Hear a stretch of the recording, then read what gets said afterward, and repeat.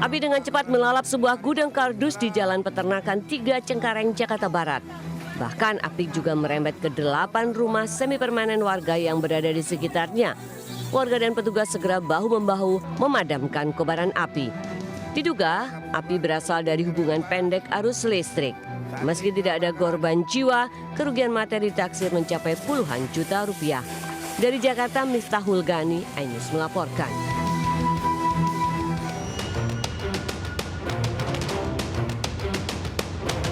Kecelakaan beruntun melibatkan mobil dinas Polri di KM 13 Tol Layang MBZ Bekasi arah Jakarta.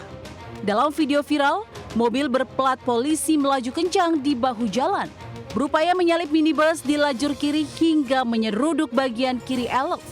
Mobil elf yang hilang kendali menabrak tembok pembatas kanan dan kembali terpental ke pembatas kiri jalan.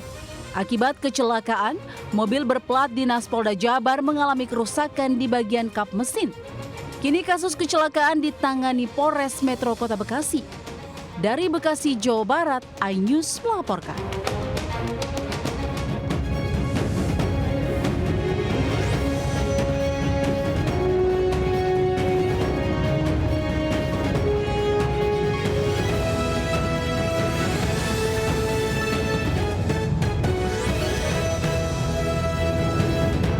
Pemirsa, sesosok bayi laki-laki ditemukan di depan rumah warga Jalan Tambra, Kelurahan Kuningan di Semarang, Jawa Tengah. Warga juga menemukan secari kertas bertuliskan pesan minta tolong untuk menjaga bayi. Iya, laki-laki ya, Pak.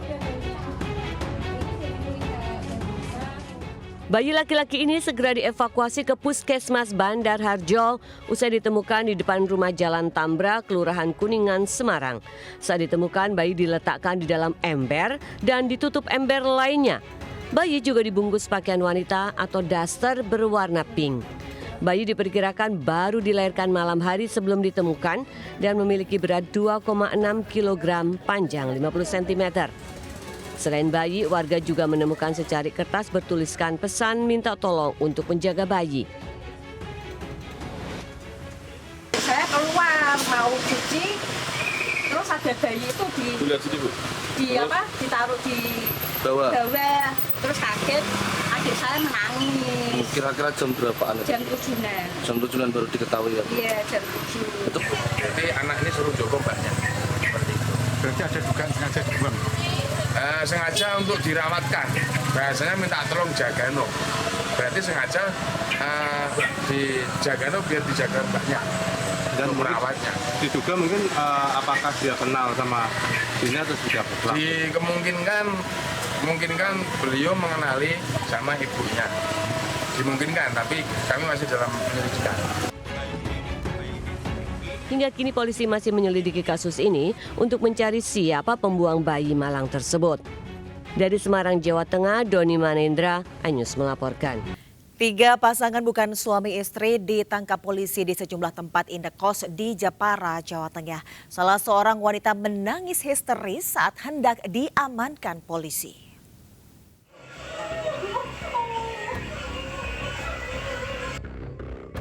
Seorang wanita menangis saat terjaring razia aparat Polres Jepara, Jawa Tengah di indekos di wilayah Jepara Kota. Ia diduga ketakutan bercampur malu setelah petugas mendapatinya berbuat asusila bersama pria yang bukan suaminya. Di kamar indekos yang berbeda, petugas mendapati 2 pasang muda-mudi yang belum berstatus suami istri. 3 sejoli ini kemudian digelandang ke Mapores Jepara. Aparat menggelar razia menyusul adanya laporan warga yang resah karena indekos yang digunakan sebagai tempat prostitusi. Terus ya, sekali lagi harus paham bahwa sekarang ini kita masuk tahapan kegiatan rutin yang dioptimalkan. Sehingga sasarannya apa, mulai dari penyakit masyarakat sampai dengan ada sasaran-sasaran lain yang menjadi atensi kami. Di kantor polisi, 3 pasang ini diberi pembinaan untuk tidak mengulangi perbuatannya. Aparat juga memberikan peringatan kepada pemilik indekos untuk tidak menyalahgunakan indekos sebagai tempat prostitusi. Dari Jepara, Jawa Tengah, Alip Sutarto, iNews melaporkan. Polisi mengamankan seorang wanita yang tega membuang bayinya di areal perkebunan daerah Sukabumi, Jawa Barat. Bayi malang itu merupakan hasil hubungan gelap pelaku saat bekerja di luar negeri.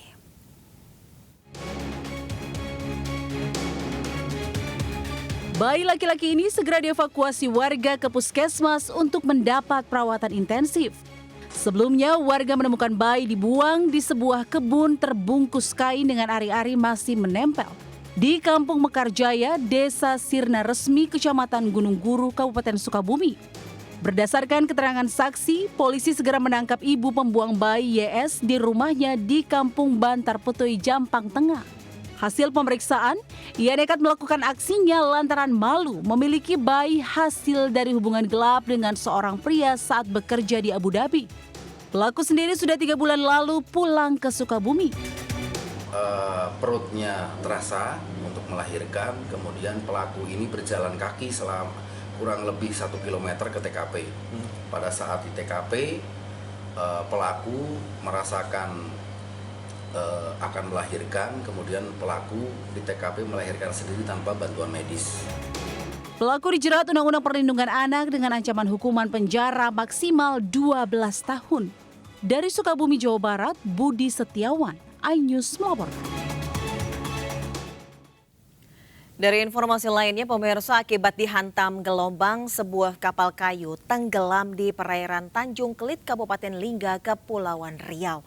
Akibatnya 5 anak buah kapal terombang-ambing di tengah lautan.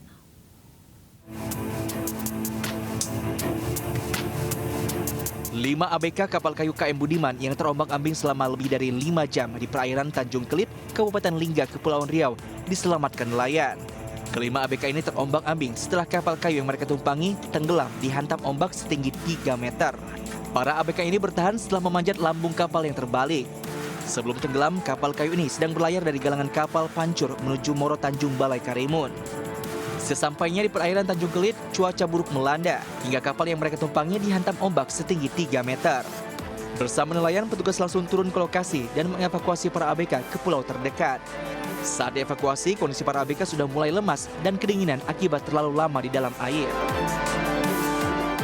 Untuk barang-barang yang kita amankan itu tali temali kapal, kemudian surat-surat kapal itu kita amankan. Ya, kenapa kapal itu tenggelam, nah? Karena waktu itu cuaca ekstrim kali, jadi memang betul kena barat laut, kapal itu mati mesin, mereka sudah melabuh jangkar, tapi jangkar putus, jadi terombang-ambing hingga kapal masuk air dan tenggelam. Sampai dek atasnya pun pecah, jadi mereka di atas dek kapal. Setelah mendapat pertolongan dari petugas kesehatan, para ABK ini kemudian dipulangkan ke kampungnya di Tanjung Balai Karimun. Dari Batam, Kepulauan Riau, Gusti Enosa, iNews melaporkan.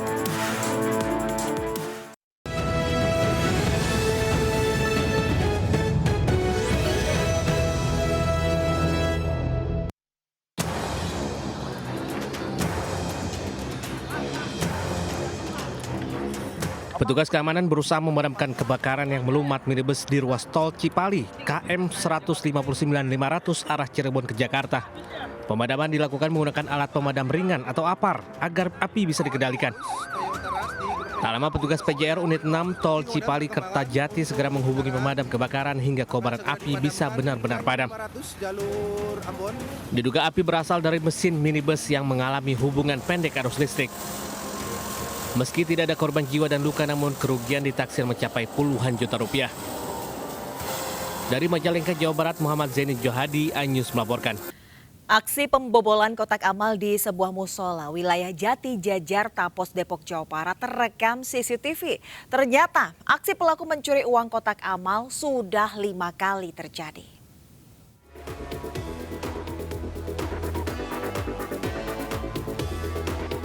Kamera CCTV merekam 2 pelaku datang berboncengan sepeda motor.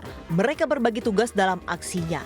1 pelaku sebagai eksekutor, sementara 1 pelaku lainnya menunggu di atas motor mengawasi situasi. Setelah dirasa aman, pelaku mengangkat kotak amal ke area tempat wudhu. Usai membobol kotak amal dan mengambil uang, pelaku lalu kabur. Menurut warga, aksi pencurian kotak amal di musola ini sudah 5 kali terjadi. Tempat tujuh. Kurang aman kan, lari ke sana, kurang dioper ke sana. Tapi uang udah yang kertas nggak ada, rajang-rajang itu. Diketahui warga sekitar telah mengenal ciri-ciri pelaku, lantaran pelaku pernah diamankan warga atas perbuatan yang sama. Warga pun berharap polisi segera meringkus pelaku karena aksinya sudah meresahkan. Dari Depok, Jawa Barat, Iong Rizky, iNews melaporkan.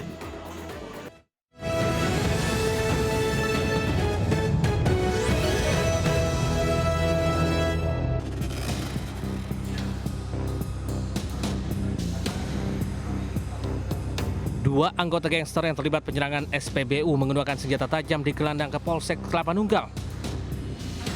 Keduanya ditangkap usai polisi menelusuri video rekaman CCTV hingga dilakukan pengejaran. Penyerangan sendiri berawal saat sekelompok remaja yang diduga akan tawuran tengah menunggu lawannya.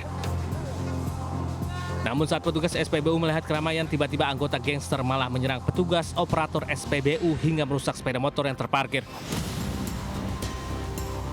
Untuk tersangka ini berinisial AF dan AI. Sementara yang 4 orang ini kita jadikan sebagai saksi. Berawal dari Cilengsi mengarah ke Bojong dan berkumpul di dekat SPBU Cikodepan Kelapa Nunggal ini. Akibat perbuatannya, pelaku dijerat Undang-Undang Darurat dengan ancaman kurungan 1 tahun penjara. Polisi juga kini masih mengejar 2 pelaku lainnya yang terlibat aksi penyerangan. Dari Kabupaten Bogor, Jawa Barat, Cahyat Supriyatna, iNews melaporkan. Puluhan balita keracunan makanan usai mengkonsumsi makanan tambahan yang dibagikan Dinas Pengendalian Penduduk dan Keluarga Berencana di Majene, Sulawesi Barat.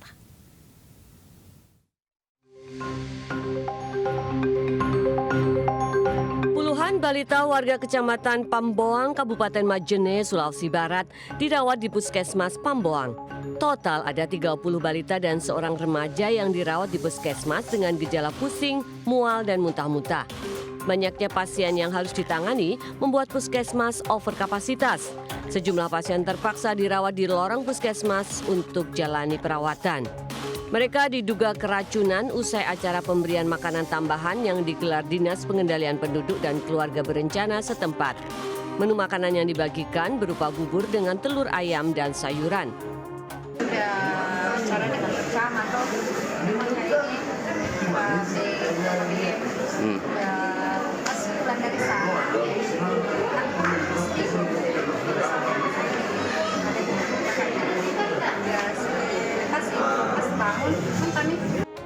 Sedianya pemberian makanan tambahan dalam upaya pencegahan stunting di kantor Camat Pamboang sebanyak 150 sasaran anak yang jadi peserta dalam PMT tersebut. Polisi masih menyelidiki kasus keracunan dengan memeriksa sampel makanan serta sejumlah saksi. Dari Majene, Sulawesi Barat, Ali Mukhtar, iNews melaporkan. Akibat terus merugi, pabrik sebatu bata di Purwakarta, Jawa Barat akhirnya ditutup. Karyawan pun meminta Serikat Pekerja memperjuangkan hak pesangon pasca penutupan pabrik.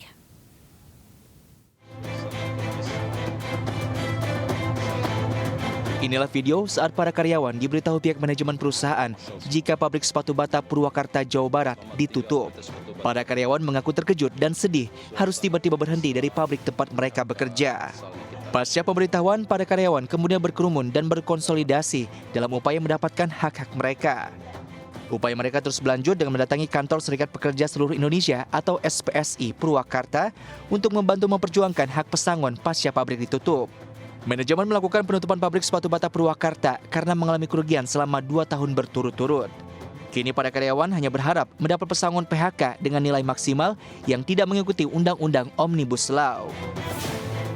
Terkait dengan PHK ini, kami dari PT Sepatu Bata, karyawan PT Sepatu Bata, bahwa kami cukup terkejut karena informasi sebelumnya kita tidak tahu bahwa PHK ini akan di PHK massal. Setelah menerima berkas PHK, pemberitaan PHK, itu sedang memperjuangkan untuk diparkir kembali. Untuk memperjuangkan hak-hak jadi anggota kami supaya lebih dari yang sesuai ditentukan oleh perusahaan ataupun peruntukan. Dan itu alhamdulillah mudah-mudahan dari PT Sepatu Bata, manajer atau HRD-nya bisa membuka hati untuk supaya bisa lebih dari yang ditentukan oleh perusahaan. Akibat penutupan pabrik itu, sebanyak 233 karyawan harus kehilangan pekerjaannya. Dari Purwakarta, Jawa Barat, Irwan Ainus melaporkan. Cuaca panas berdampak pada perilaku satwa di Kebun Binatang Surabaya, Jawa Timur. Tetaplah di Lintas iNews Siang.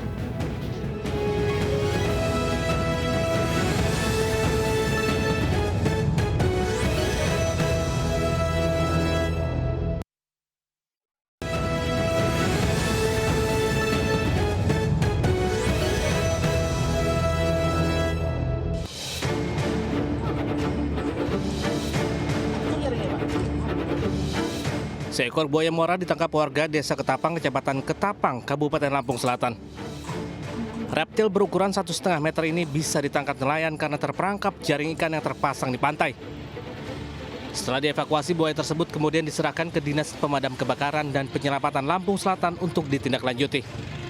Seekor buaya yang terjerat dalam jaring nelayannya. Dengan dasar laporan tersebut, kami Satwerdu tim rescue meluncur ke lokasi untuk mengevakuasi buaya tersebut. Buaya tersebut kemudian dititipkan ke Balai Konservasi Sumber Daya Alam Bengkulu, Seksi 3, wilayah Lampung. Dari Lampung Selatan, Lampung, Heri Fulistiawan, iNews melaporkan.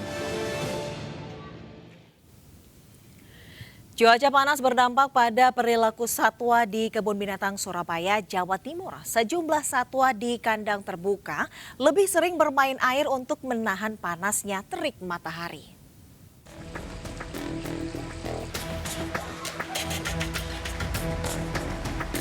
Sudah sepekan terakhir perubahan musim dari hujan ke kemarau banyak dikeluhkan warga.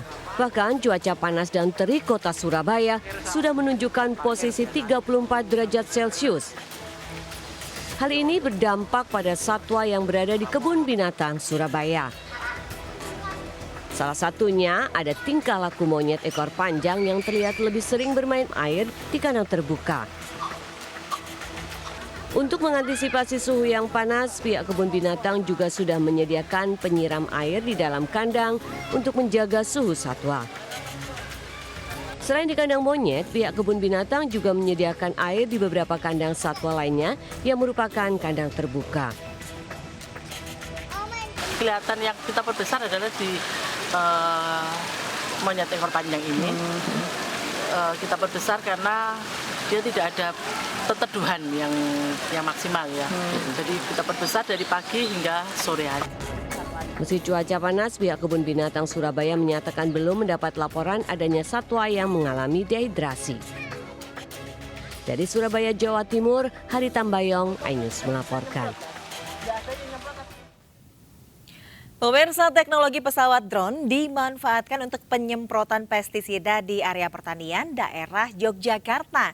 Dan pemirsa, sesaat lagi akan hadir program Jurnal Lintas iNews Siang bersama rekan Bremana Tenaya. Saya Deswita Bionda undur diri, terima kasih. Sampai jumpa. Wassalamualaikum warahmatullahi wabarakatuh.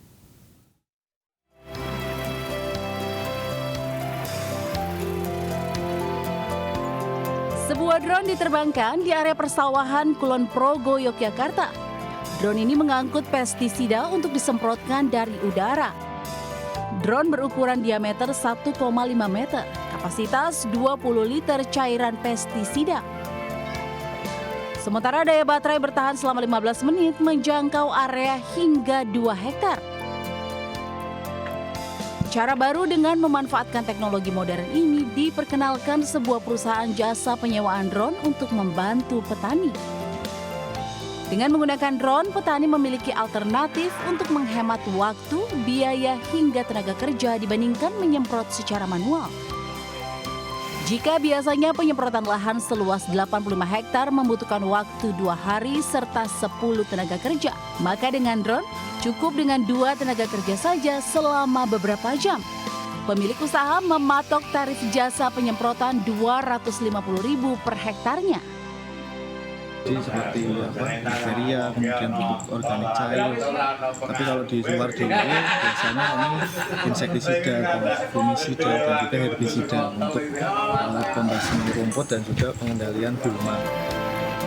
Rahman menggeluti usaha ini sejak tahun 2020 lalu dan kini rutin menyemprot lahan seluas 300 hingga 400 hektar per hari dengan omset sekitar 80 hingga 100 juta rupiah per harinya. Bermodal 2 unit drone pertanian, ia melayani ribuan hektar lahan pertanian maupun perkebunan di wilayah Pulau Jawa, Sumatera hingga Sulawesi. Dari Kulon Progo, Yogyakarta, Budi Utomo, iNews melaporkan.